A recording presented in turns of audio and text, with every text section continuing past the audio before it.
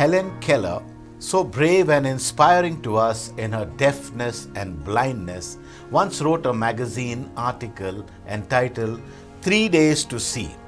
In that article, she outlined what things she would like to see if she were granted just 3 days of sight. It was a powerful, thought-provoking article. On the first day, she said she wanted to see friends. Day 2, she would spend seeing nature. The third day, she would spend in her home city of New York watching the busy city and the work day of the present. She concluded it with these words, "I who am blind can give one hint to those who see. Use your eyes as if tomorrow you were stricken blind."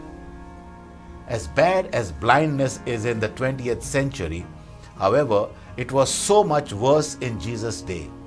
Today, a blind person at least has the hope of living a useful life with proper training.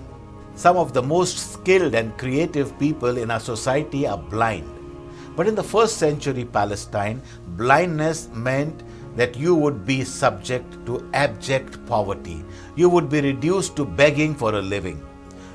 You lived at the mercy and the generosity of others. Unless your particular kind of blindness was self-correcting, there was no hope whatsoever for a cure.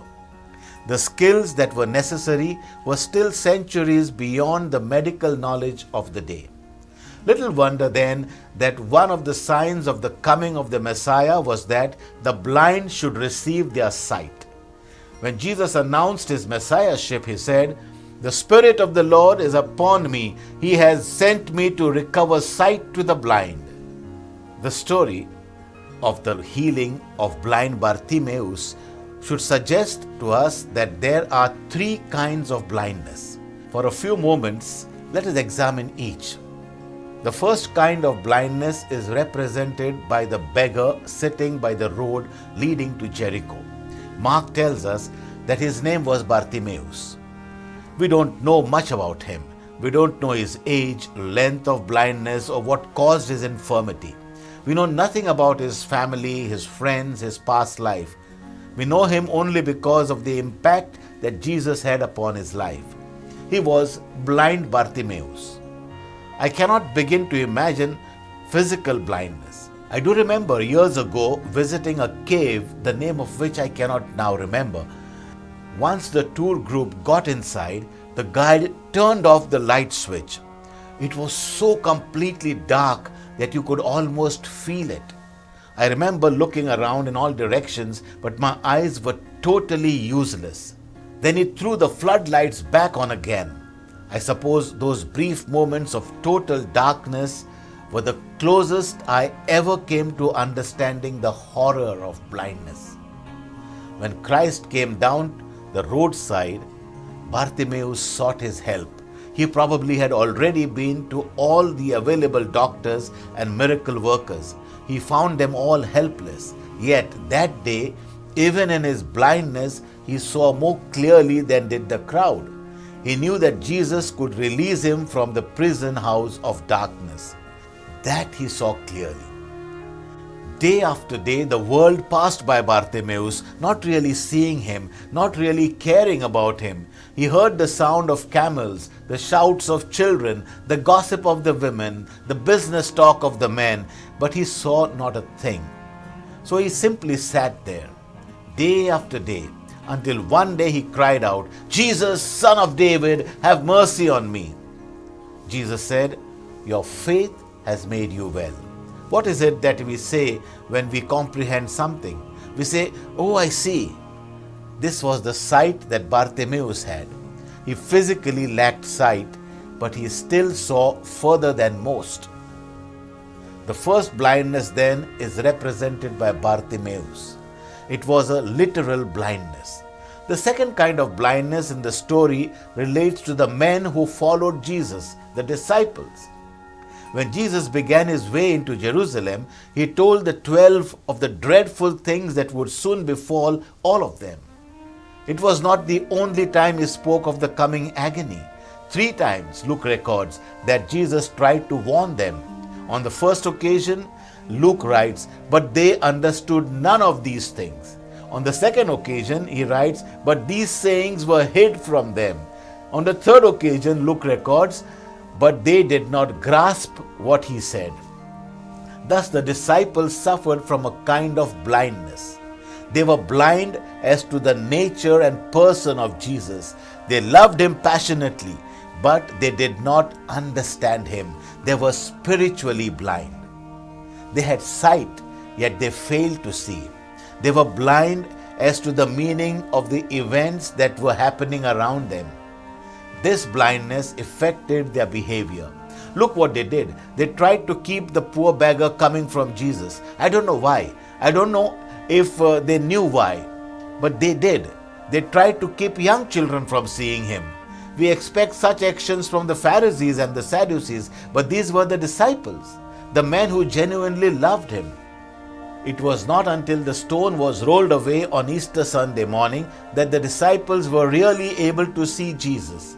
It was then that they, long last, understood the man and the message.